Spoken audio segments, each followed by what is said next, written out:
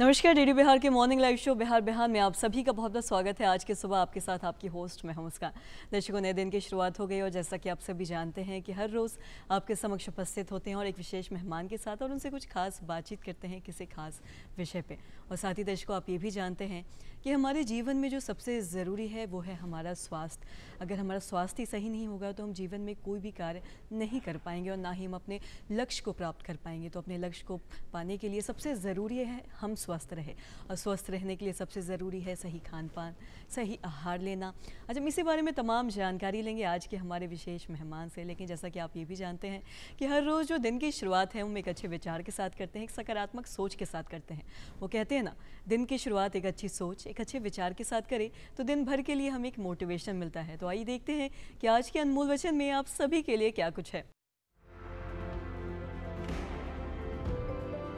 मैं इस बात को स्वीकार करने के लिए तैयार था कि मैं कुछ चीजें नहीं बदल सकता। Doctor APJ Abdul Kalam.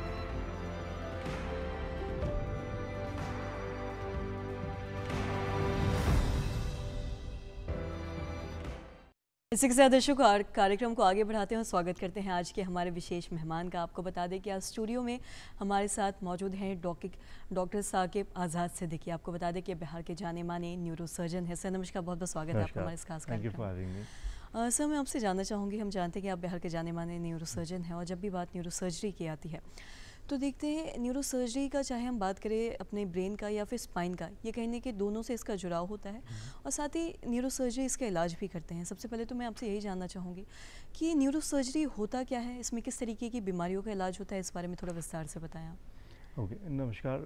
पहले तो मैं बोलना चाहूँगा thank you for having me here. Neuro surgery को अगर हम सिंपलेस्ट टर्म्स में ले लें तो न्यूरो सर्जन्स हम लोग ट्रीट करते हैं ब्रेन और स्पाइन के प्रॉब्लम्स को। जितने भी बॉडी में नसें हैं उसके ट्रीटमेंट में हम लोग इन्वॉल्व रहते हैं।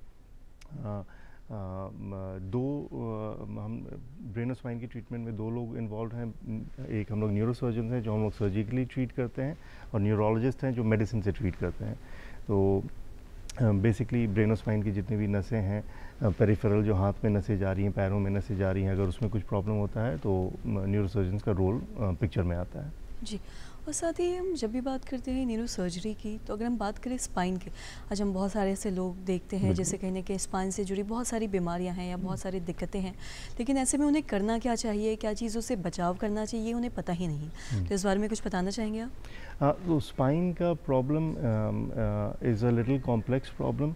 जितना इजीली हम लोग उसको समझते हैं, स्पाइन का मूवमेंट्स, उसके मसल्स, उसके बोन्स, हड्डियों के बीच में जो डिस्क्स होती हैं जो हमारे शॉक एब्जॉर्बर्स हैं, उसके बारे में थोड़ा सा समझना इम्पॉर्टेंट रहता है ये प्रॉब्लम्स को समझने के लिए।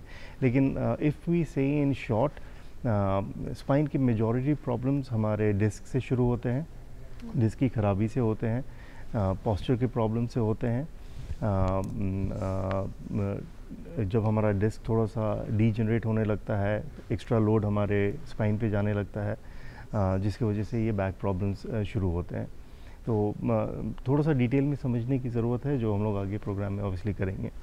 और साथ ही अगर हम बात करें स्पाइन की, तो आज देखते हैं बहुत सारे ऐसे लोग हैं जो 8 से 9 घंटे कंप्यूटर के सामने बैठ के काम करते हैं या फिर उन्हें स्कूल में बैठना होता है, कहीं भी अगर हम बात करें चाहे, तो मैं देखती हूँ बहुत सारे ऐसे लोग हैं जिन्हें स्पाइन से जुड़ी दिक्कत होती है, उनके कमर में भी दर्द होता है अक्सर। तो ये सारी चीज़ें क्या एक दूसरे से जुड़ी हुई है स्पाइन से? एग्जैक्टली। हम लोग जब बैठ रहे हैं इतने लंबे घंटा तो ऑब्वियसली हम लोग का पोस्चर थोड़ा सा जो है आइडियल नहीं रहता है। सबसे ज़्यादा इसमें जो इश्यूज़ होते हैं, जिन लोगों को इतना बैठना पड़ता है, वो मसल स्पैज़म की वजह से होता है। स्पैज़म का मतलब है कि मसों में अकड़ हो जाती है। वो अकड़ को अगर हम उस अकड़ को, स्पैज़म को, मसल स्पैज़म को रिलीव कर सकें तो स्पाइन प्रॉब्लम्स बहुत हद तक हम लोग कंट्रोल कर सकते हैं। यूजुअली हम लोग यही एडवाइस करते हैं कि almost every 45 minutes to 1 hour पे उठ के 2 मिनट का stretching exercise, which is a very doable. अगर 2 मिनट नहीं है, इवन 60 सेकेंड्स यानी 1 minute of stretching exercise is enough to kind of muscle 1 घंटे के बाद को अनलॉक करने के लिए, थोड़ा सा ब्लड सर्कुलेशन बढ़ाने के लिए, स्ट्रेचिंग करने के लिए। ये स्ट्रेचिंग एक मसल्स का अंगड़ाई है। तो वो अंगड़ाई लेने से हमारा ब्लड सर्कुलेशन बढ़ता है, जो थोड़ी सी सूजन आ रही है वो डिसिपेट होता है। तो एवरी 1 आवर 2 मिनट्स और 1 minute of stretching exercise good enough. Right. और सर जब भी हम देखते हैं किसी भी बीमारी के बारे में बात करें तो हम देखते हैं कोई भी बीमारी की जो शुरुआती चीज़ें होती हैं वो होती है अगर हम गलत खाना खा रहे हैं या फिर अगर हम गलत तरीके से अपना लाइफस्टाइल रख रहे हैं, तो ये सभी एक बहुत मेन फैक्टर्स होते हैं किसी भी बीमारी की शुरुआती के लिए। चाहे अगर हम बात करें, अगर बहुत लोग ऐसा भी है जो व्यायाम नहीं करते हैं या एक्सरसाइज नहीं करते हैं, इस वजह से भी उनके अक्सर मसल्स में पेन होता है। तो मैं आपसे जानना चाहूँगी, हर दिन कुछ वक्त निकाल के व्यायाम करना, योग करना या फिर जिम जाना कितना ज़रूरी आप मानते हैं? आपने एक एक्सट्रीमली इम्पॉर्टेंट चीज़ बोला है। अगर हम देखें इवन जो रीसेंट स्टडीज़ दुनिया में आ रही हैं, there is only one thing that हमारे लाइफ स्पैन को इंक्रीज़ कर सकता है, and that is exercise. This is the only thing जो मिला है जो हमारी ज़िंदगी को लंबा कर सकता है। तो adding on to what you asked, कि exercise is very very important. हम एक्सरसाइज नहीं करेंगे हमारा वेट बढ़ेगा, वेट के साथ फैट डिपॉजिट होता है बॉडी में, धीरे धीरे मसल्स के बीच में भी फैट डिपॉजिट होने लगता है। सो I think in a day मैं ज़्यादा एडवाइस नहीं करता हूँ अपने पेशेंट्स को, जस्ट 15 मिनट्स ऑफ एक्सरसाइज, ठीक है।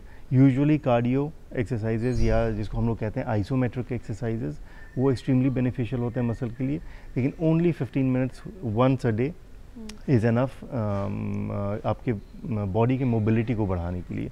मोबिलिटी बहुत इंपॉर्टेंट है, उससे हमारा मसल्स जो है स्ट्रेच्ड रहता है, स्पैज़म नहीं होता, अकड़न नहीं होती हमारे मसल्स में। वो बहुत इंपॉर्टेंट है हमारे डे टू डे एक्टिविटीज़ को रखने के लिए। बिल्कुल। अभी जैसा कि आपने बताया कि हमारे बॉडी को फ्लेक्सिबल रखने के लिए मोबिलिटी बहुत ज़रूरी है, और इसके लिए अगर हम वक्त निकाल के 15 मिनट भी एक्सरसाइज करते हैं या योग करते हैं तो बहुत ज़रूरी है ये चीज़ हर व्यक्ति के लिए। मैं आपसे जानना चाहूँगी, जब भी बात योग की आती है तो लोग इससे ये सोचते हैं कि हमारे सिर्फ मानसिक तनाव से हमें ये बचाता है या फिर मेंटल पीस देता है हमें। मैं आपसे जानना चाहूँगी, योग कितना ज़रूरी है आज के जीवन में सभी के लिए, और ख़ासकर हमारे लिए, हमारे फिजिकल मतलब खुद को मेंटेन करने के लिए कितना ज़रूरी है आप मानते हैं? योगा इज़ समथिंग जो मैं अपने पेशेंट्स को रेगुलरली रिकमेंड करता हूँ। हम लोग बहुत सारे ब्रेन और स्पाइन के पेशेंट्स को देखते हैं, और हम लोग के लिए योगा बहुत इंपॉर्टेंट हो जाता है पेशेंट्स के लिए। योगा का मेडिटेशन एक थोड़ा सा सेपरेट चीज़ है, that is a little N advanced version of yoga. लेकिन टू स्टार्ट ऑफ विद जितने भी योगा के आसन्स हैं, स्ट्रेचिंग एक्सरसाइज है, वो yoga is basically structured stretching exercise, वो करना वो बहुत इंपॉर्टेंट हो जाता है। जो हमारे और विद एज मसल स्ट्रेंथ से ज़्यादा एक्सरसाइज करके हमको मसल स्ट्रेंथ नहीं बढ़ाना है, हमको मोबिलिटी बढ़ानी है, हमको अपने आप को थोड़ा सा फ्लेक्सिबल बनाना है। ये बहुत इंपॉर्टेंट है हमारे लिए। हमारे पुराने ज़माने में हमारे पेरेंट्स और वो कितने आसानी से नीचे स्क्वाट करके बैठ जाते थे। हमें आजकल उतना एक छोटा सा वो पोज नीचे बैठने में हम लोग को दिक्कत होती है। इट्स बिकॉज फ्लेक्सिबिलिटी मसल्स में रही नहीं। So I think yoga is an extremely good exercise हमारे फ्लेक्सिबिलिटी को बढ़ाने के लिए। बिल्कुल। सर, हम लोग जब भी बात करते हैं न्यूरो सर्जरी की या फिर न्यूरोसर्जन की अगर हम बात करते हैं, तो मैं आपसे जानना चाहूँगी, स्पाइन एक ऐसी दिक्कत है स्पाइन से जुड़ी जो आजकल हर दूसरे इंसान को कहीं ना कहीं इसकी दिक्कत या समस्या देखी जाती है। मैं सबसे पहले तो आपसे ये जानना चाहूँगी कि इसका कारण क्या है, और साथ ही साथ किस तरीके से इसको हम बचाव कर सकते हैं किसी भी तरीके की स्पाइन से जुड़ी बीमारियों को, और साथ ही साथ इसके इलाज के बारे में अगर बात करें तो अगर हम किसी को कोई भी दिक्कत आती है स्पाइन से जुड़ी, तो क्या इसका एक जो आखिरी उपाय क्या वो सर्जरी ही है या फिर कोई और भी इसका कोई इलाज है? ओके, तो 2-3 सवाल हैं इसमें। First, almost everybody 100% of people अपने लाइफ टाइम में कभी ना कभी उनको बैक का दर्द होगा, और उसमें से 90% हैं जिनको बार बार ये बैक के प्रॉब्लम्स होंगे। तो ज़्यादातर बैक रिलेटेड प्रॉब्लम्स हमारे पोस्चर से रिलेटेड हैं।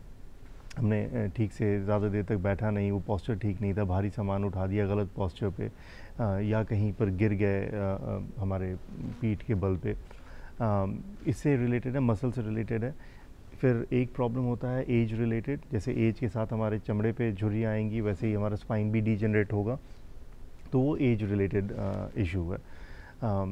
प्रिवेंशन के लिए द मोस्ट इम्पॉर्टेंट, लोगों का सबसे ज़्यादा ध्यान रहता है दवाइयों पे, विच इज़ नॉट राइट, जो सही चीज़ नहीं है। प्रिवेंशन अगर हम कर रहे हैं तो प्रिवेंशन का मतलब है दवाइयों से पहले। दवाइयों से पहले the only thing that we have is exercises. चूँकि हम लोग का लाइफस्टाइल इतना सेडेंट्री हो गया है, एक्सरसाइज की कमी है, तो हमारे जो कोर मसल्स होते हैं, यानी हमारे फ्रंट के पेट के मसल्स और जो हमारे बैक के मसल्स हैं, इसको हम लोग कोर मसल्स कहते हैं, जो हमारे स्पाइन को सपोर्ट करता है। वो कोर मसल्स बहुत वीक हो जाते हैं, जिसकी वजह से मैक्सिमम लोडिंग जो जा रहा है वो सिर्फ हड्डियों पे जाता है। हड्डी पे ज़्यादा वेट जाएगा तो हड्डियाँ ज़्यादा घिसेंगी, तो इसलिए ये प्रॉब्लम्स अर्ली होने लग गए हैं। सो इफ़ अगर हमारे कोर मसल स्ट्रॉन्ग हैं तो कुछ लोड शेयरिंग मसल से हो जाएगा, कुछ लोड शेयरिंग बोन से हो जाएगा। So that way we can delay जो डीजनरेशन होना है एज के साथ। अब सेकेंड है ट्रीटमेंट की, जहाँ तक बात है तो जितने लोगों को बैक पेन होगा 95% लोगों को दवाइयों और एक्सरसाइज से इम्प्रूव हो जाएंगे। Only a small percentage, just 5% लोग हैं जो सर्जरी की कैटेगरी में आएंगे।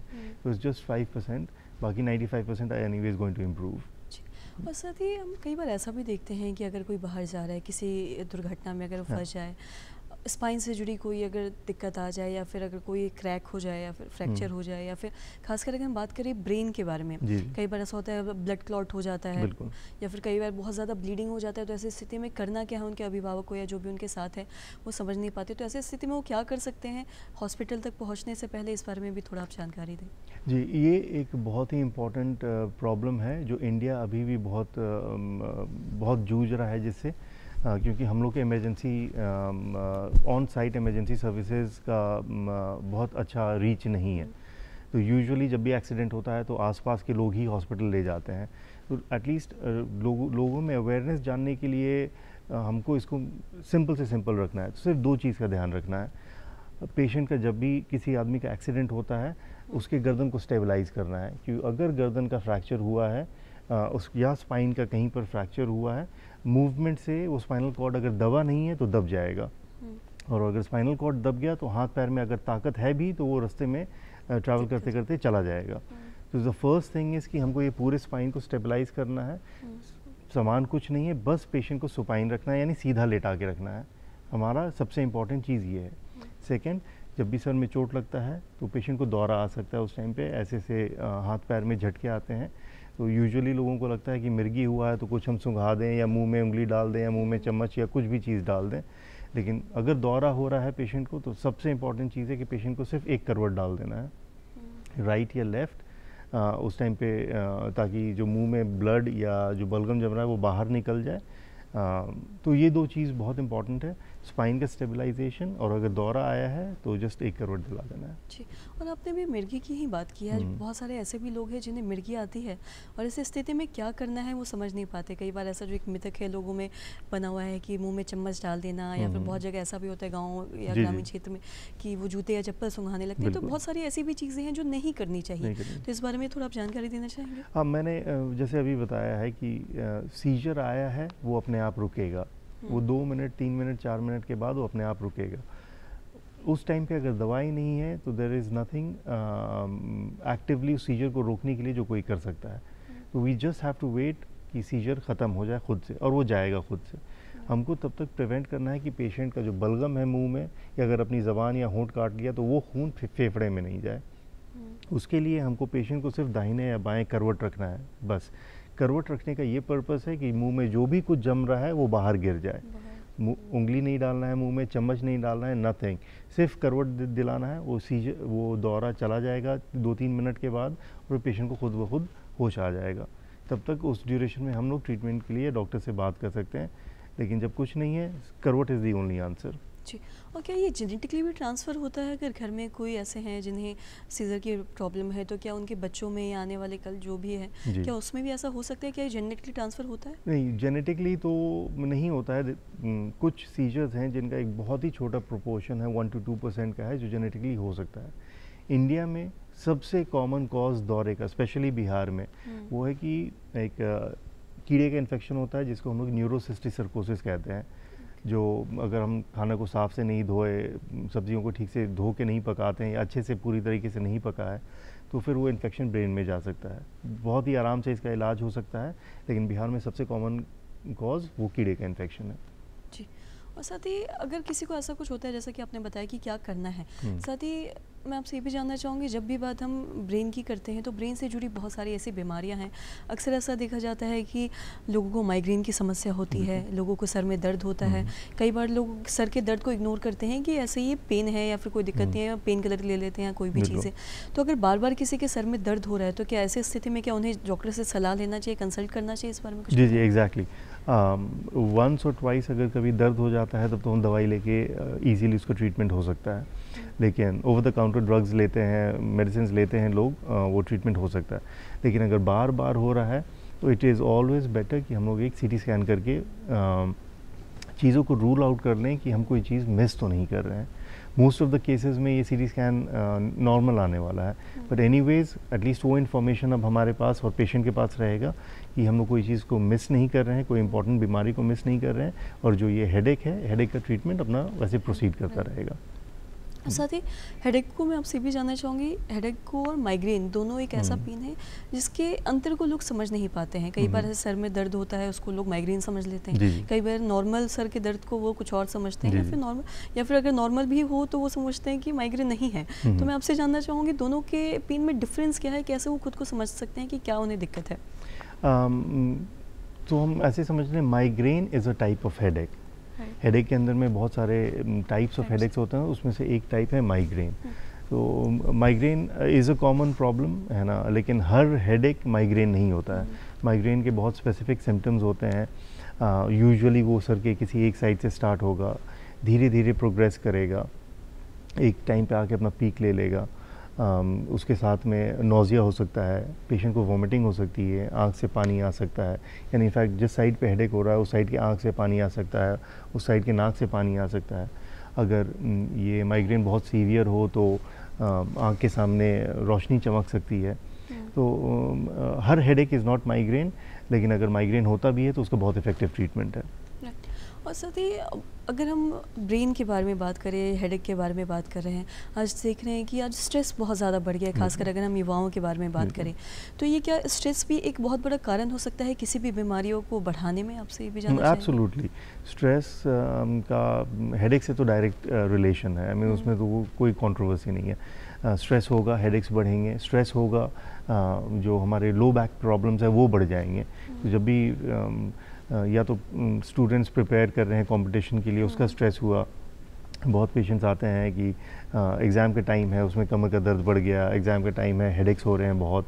सो ये correlation is pretty straight forward. अब स्ट्रेस को कम करने के लिए जस्ट शॉर्ट ऑफ मेडिकेशन हमारे पास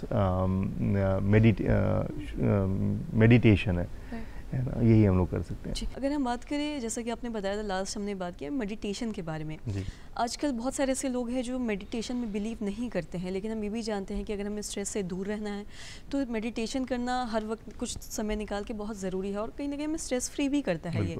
तो आप क्या सलाह देना चाहेंगे हमारे व्यूवर्स को, खासकर युवाओं को, ताकि मेडिटेशन करने के लिए, ताकि वो स्ट्रेस फ्री रहें? मेडिटेशन के लिए एडवाइस करना एक जेनरिक टर्म है, थोड़ा सा मुश्किल भी है। एक यंग लड़का या लड़की अगर आता है तो हम उनको बस एडवाइस कर दें कि मेडिटेशन करना इट्स अ लिटिल डिफ़िकल्ट, कि उनको समझ में आए कि कैसे करना है। फॉर ऑल प्रैक्टिकल पर्पसेस मेरे हिसाब से 15 मिनट एक्सरसाइज एक मेडिटेशन के तौर पे ही हम उसको लें, जो बिकॉज एक्सरसाइजेज हमारे बॉडी में हैप्पी हार्मोन एक होता है जिसको एंडोर्फिन्स कहते हैं। एक्सरसाइजेज करने से वो हार्मोन्स रिलीज़ होते हैं हमारे बॉडी में, जो हमारे मूड को थोड़ा सा लाइटन अप करता है, हमको थोड़ा सा हैप्पी बनाता है। तो आई थिंक जो यंग लोगों के लिए the best thing is 15 minutes of exercise every day. Right. और साथ ही सर, अगर हम बात करें न्यूरो सर्जरी के बारे में हमने बात किया, हमने ब्रेन से जुड़ी बीमारियों के बारे में बात किया, और साथ ही स्पाइन से जुड़ी बीमारियों के बारे में बात किया है। मैं आपसे जानना चाहूँगी, ये ब्रेन और स्पाइन के अगर बारे में बात करें तो ये दोनों एक दूसरे से रिलेटेड कैसे हैं, और क्या ऐसा भी कुछ होता है कि अगर सर में कोई दिक्कत है तो उससे हमारे आने वाले समय स्पाइन में कोई दिक्कत हो सकती है, या फिर वाइस वर्सा, ऐसा कुछ प्रॉब्लम है? क्योंकि हम देखते हैं कि कोई रिलेटेड है एक दूसरे से। हाँ, ऑब्वियसली जो है part of the similar structure है कि हमारे ब्रेन में जितनी भी नसें हैं एक जगह इकट्ठा होके वो हमारे गर्दन से नीचे उतर के फिर हमारे हाथ पैर को, दिल को, पेट को, पैर को फिर सप्लाई करती है। ऑब्वियसली दे कनेक्टेड, लेकिन यूजुअली ऐसा नहीं होता है कि जो बीमारी सर में हुई कॉमन प्रॉब्लम्स में हाँ कुछ ऐसी बीमारियां हैं जो फैल के स्पाइन में भी जाएगी ब्रेन से, लेकिन यूजुअली ब्रेन के प्रॉब्लम स्पाइन के प्रॉब्लम से डिफरेंट होते हैं, अलग होते हैं। और प्रिवेंशन के बारे में बात किया तो मैं आपसे ब्रेन से भी जुड़ी चीज़ों के बारे में बात करूंगी। अगर किसी भी तरीके की कोई दिक्कत आती है, कोई बीमारी होती है या फिर ब्लड क्लॉट हो जाता है या फिर सीपीआर के बारे में अगर हम बात करें तो आज के दौर में हर व्यक्ति को सीपीआर सीखना कितना ज़रूरी है ताकि वो किसी भी दुर्घटना से या किसी भी मतलब होता है ना कार्डियक अरेस्ट इन सब चीज़ों से बच सके। तो इनसे रिलेटेड क्या मैं इस बारे में जानना चाहूँगी। हाँ, तो ये सारी चीज़ें कहीं ना कहीं स्ट्रेस से ही जुड़ी होती है। हाँ हाँ स्ट्रेस का एक कंपोनेंट है, लेकिन सीपीआर ऑब्वियसली ये एक बहुत इम्पॉर्टेंट चीज़ है जनरल अवेयरनेस के लिए। जैसे बाकी वेस्टर्न कंट्रीज़ में एक पब्लिक अवेयरनेस कैंपेन होता है सीपीआर को सिखाने के लिए, वैसे इंडिया में भी उस टाइप का कैंपेन बहुत ज़रूरी है ताकि जहाँ पर पब्लिक स्पेस में कहीं पर भी अगर कोई किसी को कार्डियक प्रॉब्लम होता है तो सिर्फ कार्डियक प्रॉब्लम ही नहीं, एक अरेस्ट होता है, कार्डियक हार्ट चलना बंद हो जाता है, तो हम लोग सीपीआर करके पेशेंट को रिवाइव कर सके। वो इनिशियल फ्यू मिनट्स जो सबसे प्रेशियस है उसके जान को बचाने के लिए वो फ्यू मिनट्स हम लोग एक्सट्रैक्ट कर सकें। और साथ ही अगर ब्रेन स्ट्रोक के बारे में बात करें तो ये ब्रेन स्ट्रोक होता क्यों है और साथ ही अगर किसी को एकदम से हो जाए तो ऐसी स्थिति में क्या किया जा सकता है ताकि उनकी जान बचाई जा सके। हाँ ये बहुत ही इम्पॉर्टेंट क्वेश्चन है ये अभी के लिए। तो ब्रेन स्ट्रोक को मैं बहुत ही शॉर्ट में एक जिस्ट बता दूंगा इसका। ब्रेन स्ट्रोक बेसिकली दो टाइप का होता है, एक जिसमें खून की रग फट गई और ब्रेन में ब्लीडिंग हो गई जो क्लॉट बन गया। दूसरा ब्रेन की जो खून की रग होती है वो बंद हो गई है जिससे आगे ब्रेन का ब्लड सप्लाई नहीं हो रहा है। सबसे कॉमन यही है कि ब्रेन की खून की रग बंद हो गई और आगे का ब्रेन ब्लड सप्लाई नहीं हो रहा है। ये 85% केसेस में होता है और 15% केसेस में खून की रग फट गई है और ब्रेन में क्लॉट हो गया। तो ये दो टाइप के स्ट्रोक्स हैं। जो सबसे कॉमन है 85% जिसमें खून की रग बंद हो गई, इसको हम लोग इश्कीमिक स्ट्रोक कहते हैं।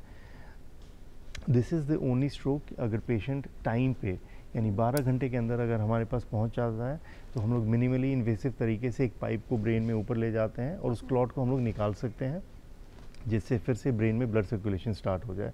तो हमारे लिए वो 12 घंटा is the most important period patient को बचाने के लिए। जी, और साथ ही हमने ब्रेन से जुड़ी बहुत सारी बीमारियों के बारे में बात कर लिया, चाहे वो हेडेक हो, ब्रेन स्ट्रोक हो या फिर मैं आपसे ब्रेन ट्यूमर भी एक ऐसी बीमारी है जो बहुत सारे लोगों में देखा जाता है और जिसकी जानकारी लेकिन ज़्यादा लोगों को नहीं, इसके जो सिम्टम्स है या जो लक्षण हैं, तो इस बारे में भी आप कुछ बताना चाहेंगे थोड़ा विस्तार से? हाँ, तो आप गूगल पे सर्च करेंगे तो हर सिम्टम का बीमारी एक्सप्लेनेशन ट्यूमर ही होता है, ब्रेन का ट्यूमर होता है, लेकिन ऐसा नहीं है। यूजुअली ब्रेन ट्यूमर्स सबसे कॉमन तरीका वो हेडेक के साथ प्रेजेंट करता है, इसलिए मैं कहता हूँ कि अगर बार बार हेडेक्स हो रहा है तो एक बार एक सीटी स्कैन करके इवैल्यूएट कर लेना बेस्ट ऑप्शन होता है। सेकंड सबसे कॉमन सिम्टम होता है सीजर यानी दौरा। ठीक है, तो दौरा होता है, अगर सर के दर्द के साथ वॉमिटिंग हो रहा है वो एक इम्पॉर्टेंट सिम्टम है। अगर एक साइड की आँख की रोशनी कम हो रही है या पलक झुक रही है तो ये सब कॉमन सिम्टम्स हैं ब्रेन ट्यूमर्स का। जी, और साथ ही स्पाइन के बारे में बात करें तो बहुत ऐसे लोग हैं जो झुक के चलते हैं या फिर उनका जो एक बैठने का पोस्चर है वो गलत होने की वजह से उनका जो अब वो चलते भी हैं तो झुक के चलते हैं। तो क्या सही तरीके का जो बैठने का पोस्चर होता है वो कितना ज़रूरी है सभी के लिए? हाँ, ऑब्वियसली हम लोग इसको अर्गोनॉमिक पोस्चर कहते हैं।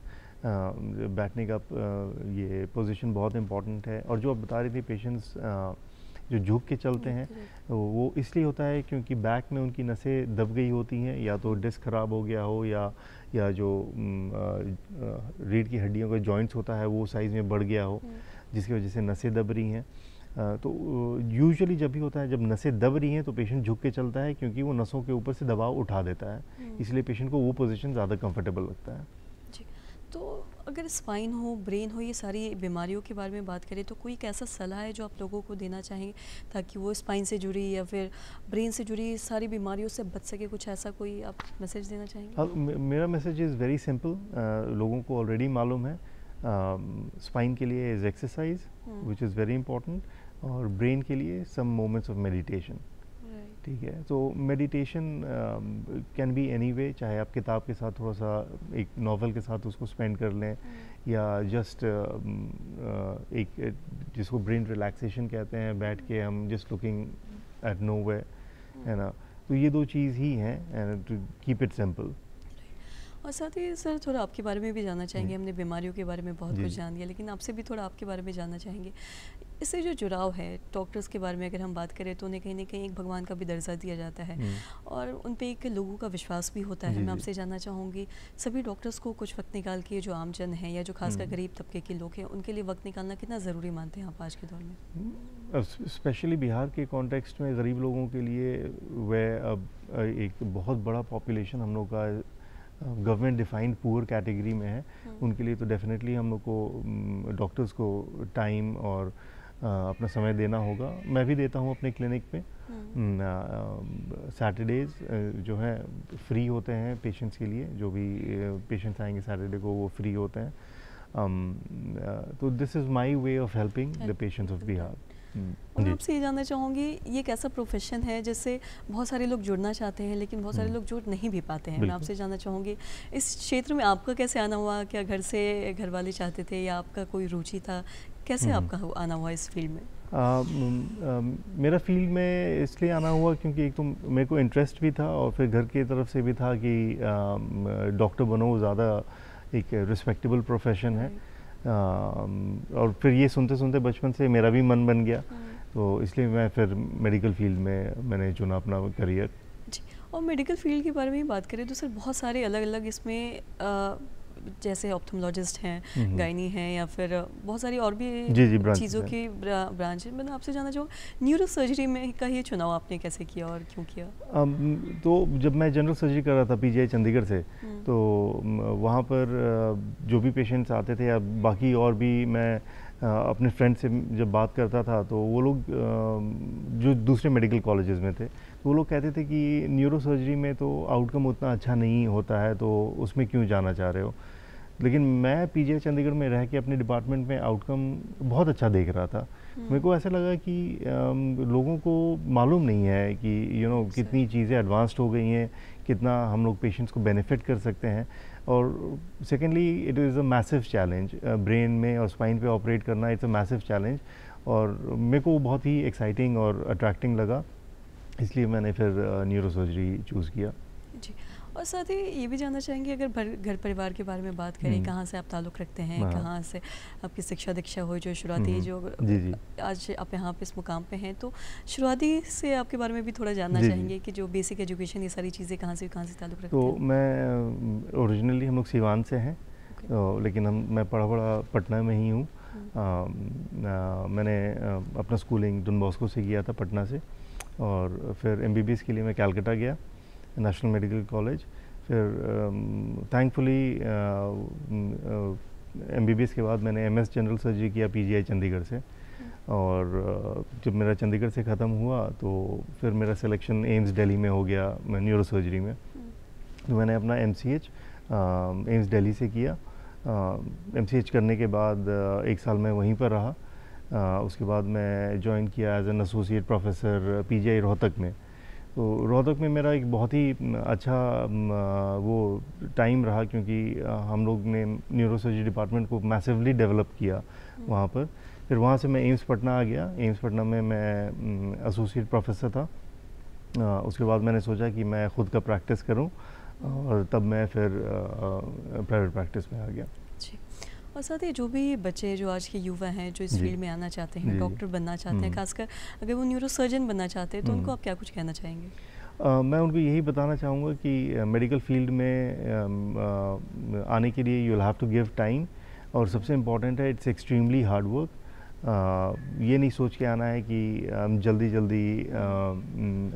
चीज़ों को सीख के पैसे कमाने में लग जाएंगे, क्योंकि यहाँ पर we are dealing with patients lives. तो लाइफ से ज़्यादा प्रेशियस कोई भी चीज़ नहीं है। तो it takes time, a lot of hard work, but eventually everyone reaches there. और हमने सारी बीमारियों के बारे में बात कर लिया। मेरे एक ही लास्ट आपका सवाल है कि जब भी बात हम सर्जरी की करते हैं, तो न्यूरो सर्जरी की अगर बात करें तो ऐसे कौन कौन सी सर्जरी है, और साथ ही कितना ये सही है किसी भी बीमारी के लिए करवाना, इस बारे में भी आप क्या बताना चाहेंगे? हाँ, सो जैसे हम लोग की लाइफ में टेक्नोलॉजी हैज़ टेकन बहुत इंपॉर्टेंट हो गया है, वैसे ही मेडिकल फील्ड में भी और स्पेशली न्यूरो सर्जरी में टेक्नोलॉजी बहुत इम्पॉर्टेंट हो गया है। टेक्नोलॉजी का मेडिकल फील्ड में सिर्फ एक काम है और वो है सर्जरी को सेफ़ बनाना, पेशेंट सेफ्टी को बढ़ा देना। तो न्यूरो सर्जरी में वी हैव, और स्पेशली मैंने अपने प्रैक्टिस में जितने भी न्यूअर टेक्नोलॉजीज़ हैं उसको इनकॉर्पोरेट किया है। वी हैव नेविगेशन, जो ब्रेन और स्पाइन का जीपीएस होता है, तो नर्व मॉनिटरिंग है, एंडोस्कोप है, जो छोटे से कैमरा से हम लोग ब्रेन में जाके ऑपरेशन करते हैं या स्पाइन में करते हैं। तो ये जस्ट पेशेंट सेफ्टी को बढ़ा दे रहा है, ऑपरेशन की सेफ्टी को बढ़ा दिया ये सारी टेक्नोलॉजीज़। तो थैंकफुली मैंने ये सारे न्यूअर टेक्नोलॉजीज़ को अपने प्रैक्टिस में इनकॉर्पोरेट किया है, तो पेशेंट्स के लिए सेफ्टी बढ़ गई है। और साथ ही ये भी जानना चाहेंगे, आपने मेडिटेशन के बारे में बताया, स्ट्रेस के बारे में बताया। अच्छा, ये भी देखते हैं कि बहुत सारे ऐसे लोग हैं जो स्ट्रेस की वजह से डिप्रेशन में जा रहे हैं, उन्हें एंजाइटी हो रहा है बहुत, और उसकी वजह से भी बहुत सारी ब्रेन से जुड़ी बीमारियां भी हो रही है लोगों को जाके आगे जाके। तो इसको भी लेके आप क्या कहेंगे? सो एंजाइटी, स्ट्रेस, इसमें कोई डाउट्स नहीं है कि ये एक एपिडेमिक प्रोपोर्शन ले लिया है इंडिया में, स्पेशली हमारे यंगर पॉपुलेशन में। आई थिंक वो करियर वाइज फैमिली को बहुत सपोर्टिव रहना पड़ेगा, और मेडिटेशन भी एक इम्पॉर्टेंट चीज़ है, लेकिन family counselling is very very important. जी सर, हमने बहुत चीज़ों के बारे में आपसे बात की, सारी बीमारियों के बारे में जान लिया, क्या इसके उपाय हैं, क्या प्रिकॉशन ले सकते हैं, आपके बारे में भी जाना कि आपका कैसे इससे जुड़ा हुआ। साथ ही साथ सर, इसके लिए आने के लिए हमारे कार्यक्रम में तहे दिल से आपका शुक्रिया। और साथ ही से जाते जाते कुछ हमारे दर्शकों को कोई मैसेज देना चाहेंगे या फिर कोई लास्ट? मैं दर्शकों को सिर्फ यही बताना चाहूँगा, just one line, 15 minutes of exercise every day can change your life. Sir बहुत बहुत शुक्रिया हमारे इस कार्यक्रम में आने के लिए, अपना समय देने के लिए तहे दिल से शुक्रिया। तो इसके साथ दर्शकों, जैसा कि आप सभी जानते हैं कि जाने से पहले हम आपसे रिक्वेस्ट करते हैं, गुजारिश करते हैं कि आप हमें खत भेजें जिससे हम ये जान सके कि आपको आज का ये हमारा कार्यक्रम कैसा लगा। तो दर्शकों, फटाफट उठाए पेन कॉपी और नोट करें हमारा पता है कार्यक्रम बिहार बिहान, निदेशक डीडी बिहार, दूरदर्शन केंद्र पटना, फ्रीजर रोड। साथ ही हमारा पिन कोड है 8000001 और हमारा ईमेल आईडी है director.ddkpatna@gmail.com। तो इसी के साथ दर्शकों, मुझे और मेरी पूरी टीम को दीजिए इजाज़त। अगले दिन मिलेंगे एक नए मेहमान के साथ और एक नए विषय के साथ। फिर तब तक मुझे दीजिए इजाज़त। नमस्कार।